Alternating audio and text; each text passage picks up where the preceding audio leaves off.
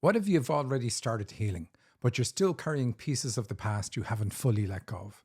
In this episode, I break down real dreams that reveal why anger and embarrassment still show up, how childhood patterns are still shaping your decisions, and why you feel stuck, even when you're actually moving forward. And here's the twist. You can feel stuck because you don't have the answers yet, but sometimes we're not meant to have the answers. Welcome to the Dream Interpretation Podcast with Michael and Sandy. Hello, welcome everybody. It's so excited to have you here with us. All right, don't forget, we do have our Dream Summit at the end of the month, April 24th to 26th. Go to dream-analysis.com/summit to get your ticket to that. Also, don't forget, you can always send your dreams to the show at radioshow@dream-analysis.com. And anybody who emails the show will get a response from Nicole, who will give you a summary of what your dream's about, even if it doesn't make it all the way to the show. All right, Sandy, let's dive in. This is a series of dreams from someone who is currently going through their therapy. We always tell people what they need to do from their dreams, but now you'll be able to see how your dreams change when you start doing what they tell you to do. All righty, Michael. I love that intro. Let's just dive straight in. The first one is titled Handy Poop. Very interesting title. And this is from Tammy. I have the urge to poop. My bowels just won't stop. I am wearing a pair of cream white wide leg trousers. Somehow I managed to poop a little. I took it in my hand. It's not really touching me, like a glass brown bead. I'm not dirty, but it's weird to walk with poop in my hand. Now, Michael, I fully agree. That's a strange dream. So what's going on? And I just included that to force you to have to read all those words. So I think we're done now. We can move on to the next dream. All right. Now, this is really what it's showing is the elimination process has started. So this is typical of when you actually start doing what your dreams say. Now, a lot of the times, don't forget, your dreams will say, this is something you need to do, but you don't actually need to go into therapy. You don't need to do anything difficult to move forward. But a lot of the time you do. And so this is one of those difficult ones where the person has actually started doing work on herself, started doing the deep work. And we see it in the dream because the elimination process has started.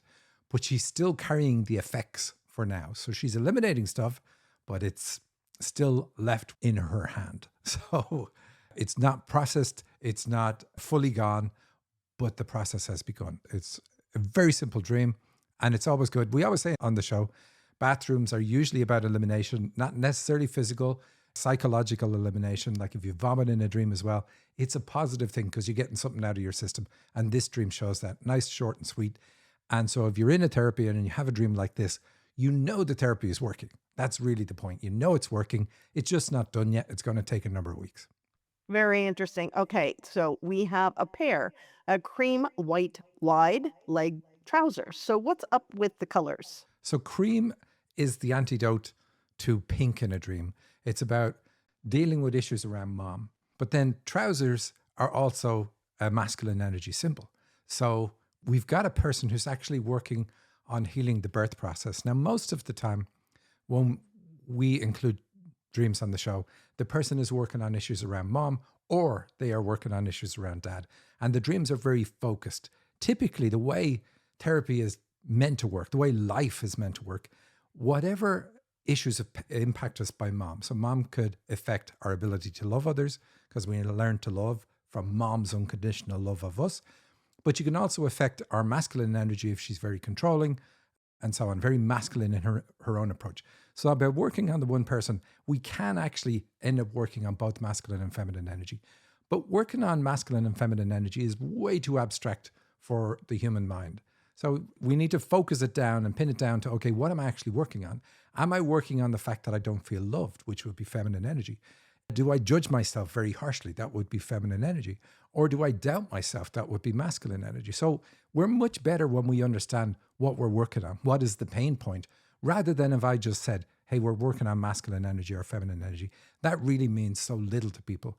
You need to pin it down. And this dream, I went a long way around saying it. This dream is working on both energies because we have the cream is the antidote to issues typically with mom or issues with love, because cream is all about tolerance and acceptance, which is the opposite of judgment and being critical, which is, a mom issue. And then the trousers being a masculine energy symbol says that the dreamer's also working on that. So they're actually working on healing issues that she picked up around birth. And that's really about how you arrived on the planet. Did you get to the right place? And usually you don't. It's a very hard process when people are working on birth because they just feel like life is so difficult. It's like a prison camp. Why is it like this?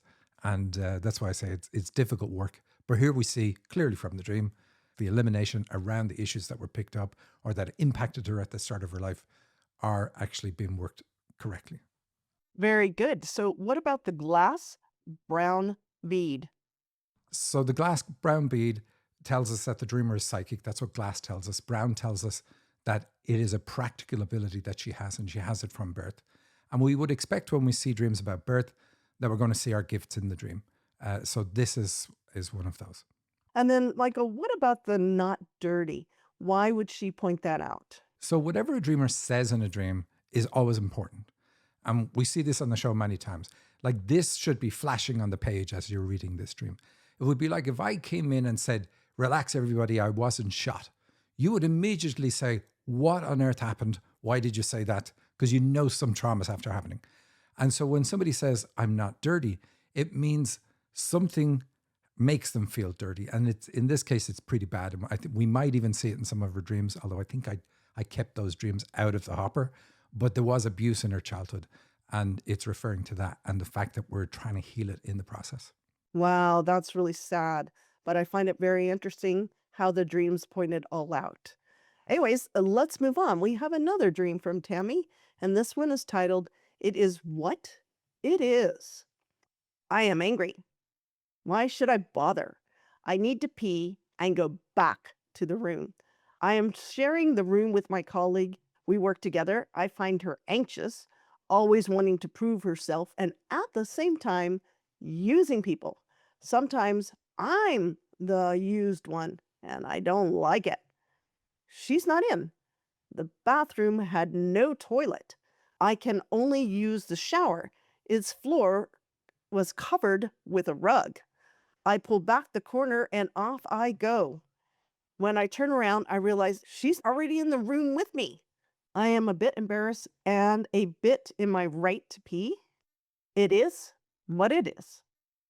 So this dream is very straightforward. Now, when we've done the last dream and we see that she's in the process of eliminating things, then we see what needs to be eliminated. So she says at the start, I'm angry. Why should I bother? So anger is one of the things that she needs to process. She needs to eliminate that. Now, when we're working a process, we don't try stop the anger.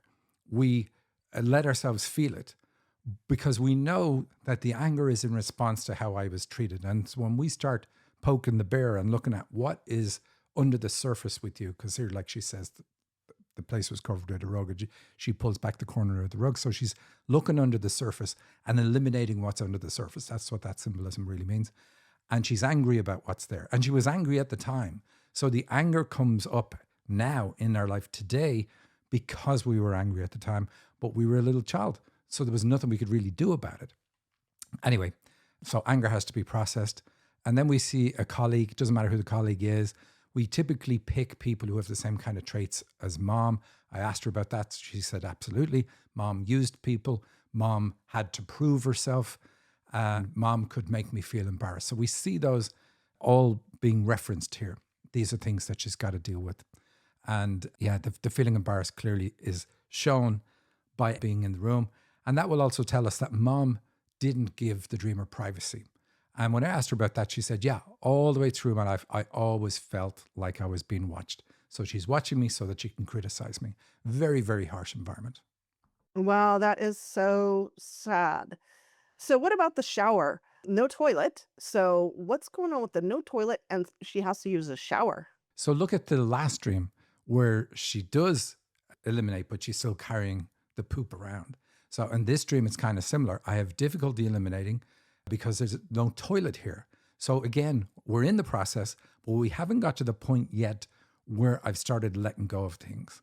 And she says that there is a shower there. So that's also positive. That's another elimination symbol, cleansing issues from the past. So it's good that she has the shower in the dream. It's not the ideal thing for her, but it still works perfectly well symbolically in a dream. Often what we'll find is we're searching all over in a dream to find a working bathroom. But at least here she finds a shower. That's good. And at least she starts to urinate in the shower. And that's really good that she does it in front of a woman, because if she symbolizes mom, which she does, then doing this in front of her is like, I've connected it with all the issues and the person that I'm doing this therapy around. Wow, very interesting. And then the floor of the shower is covered with a rug. Why? So the floor is also to do with elimination. The floor in any room is to do with elimination. The floor in a bathroom is definitely to do with elimination, including in a shower stall, because that's where the water and all the other stuff you wash off is going to go through and down the drain. So it's still connected with elimination, but she's kind of glossed over it in some way. She's covered it up in some way, like swept it under the rug. Think of it that way. And so here in the therapy, she is now looking at things that we know she doesn't like to look at, because the fact that there's a rug in the dream that she has to pull back. Wow, that is really brilliant how the dream shows all of that. Well, I think I'm good on that one. I am so ready to move on to the next one to see what's up with Tammy. All right, the next one is also from Tammy and is titled Cold Play. It's winter outside. Kids are playing. My daughter seems not well equipped. I am pulling her sweater on her back. I'm afraid she will get cold. Next to the living room, there's a terrace. 8 square chairs neatly seated at a rectangle glass table, 2 by 2. Alrighty, Michael, what the heck? So when we start working on ourselves, we then have dreams that tell us an age where we became consciously aware of an issue. So in childhood, we're aware of things. Our logical mind hasn't really developed. There's a lot of anger, a lot of raw emotion, a lot of very upset and hurt feelings. We want to get to those in therapy, but we don't go for them directly. But we're going to see in our dreams too, ages where we realized, oh, I know that I'm impacted by this. And so here at age 10, that's the age of her daughter, I asked her. So at age 10, I was not equipped to deal with the emotional coldness of my environment. So we know it's a cold environment. Cold is about not sharing. I don't share who I am. I don't share how I feel. People don't know me. And that makes sense for what she went through. She's not going to share that. She learned to not share it. And so in the dream, we see that pulling the sweater on, and then she's afraid she's going to get cold. Well, she already did. Then we see also the 8 square chairs at a rectangle glass table. So rectangle is a limitation. The square is a limitation. But 8 is about the heart. So we see limitation picked up around the heart. So that's, again, her difficulty with sharing, we could say is the same thing, because the heart is all about sharing. And we know that because of the coldness just mentioned. And then we see the glass table, which is like the glass beads in the previous dream. So again, she has this intuitive or psychic ability that works through feminine energy. Another word for psychic ability is intuition. So I get feelings about things, and these feelings are super important. They're going to guide me in my life. I'm meant to listen to them. But because of the fact that I close off and I don't share things, I limit my intuitive ability. And so they're encouraging her to use dialogue on her psychic connection, because she says it's all set up 2 by 2. And 2 is about sharing. You meet somebody, you have a conversation with that person, you go back and forward. How was your day? What went on for you? Here's what went on for me. And so that is encouraged by the fact that we have the 2 by 2 sit down and share, the opposite of what's happened in the rest of the dream. Wow, that was great. And you answered my question about the rectangle glass table as well as 2 by 2. Is 2 anything to do with channeling at all? Yes, it is. And her channeling works through an intuitive connection. So we all have different mechanisms for channeling. Like we just started our channeling classes now. I think we've got about 50 people in them. And there are some very unique ways that people in these classes channel. And my goal is to discover what their unique mechanism is. And so everybody kind of thinks, oh, you're clairvoyant, or you just get images, or whatever it happens to be that you have in your mind. But that may not be how it works for you. So her dreams are persistently saying your mechanism is you get feelings delivered to you from your higher self. And those feelings kind of coalesce into information that to you just feels like, well, I know this about this situation. I know this about that person. I don't know how I know it, but I just know it. So it's feelings that come with a strong sense of truth. And so she's been encouraged to develop that because it's also going to help her heal her heart, which is the other symbols that we see in the dream. So often dreams will link 2 or 3 things. And by working on any one of those things, we're helping all of the rest of them. So she's helping her heart, she's helping her channeling, and she's helping get back her ability to be able to express how she really feels. Wow, that's beautiful. And I love how the dream is so short, and yet you got so much out of it, and it is very, very good. Well, we have one more dream for Tammy, and I love the title of this one. It's titled Future Kings and Queens Function. I am hosting a banquet and am seated single at the front of the table.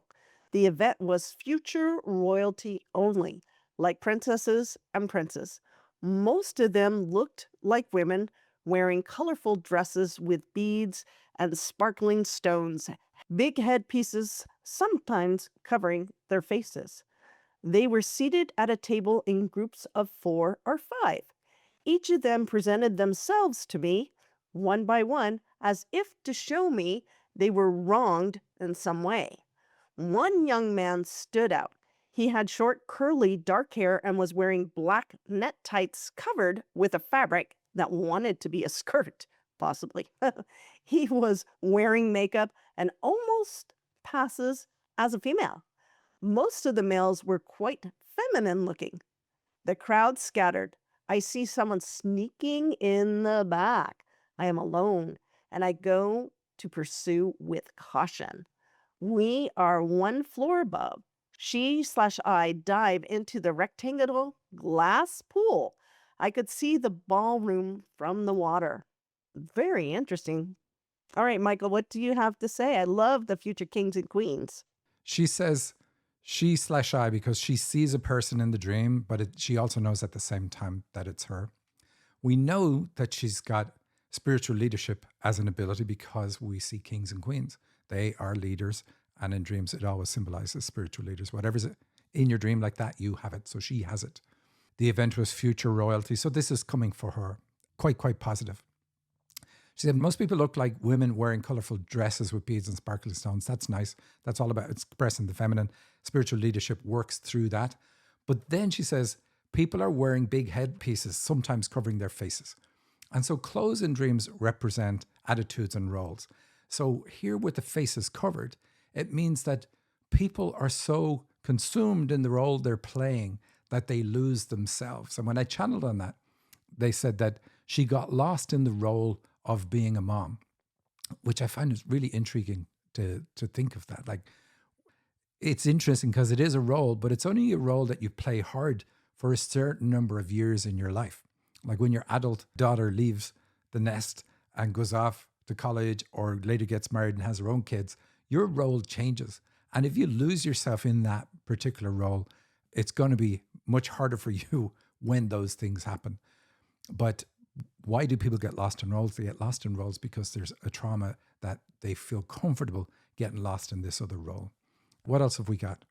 We see the people coming to her and showing her that they were wronged in some way. Now, it's taken her some time to really get into the process and feel okay with bringing up the issues about where she was wronged.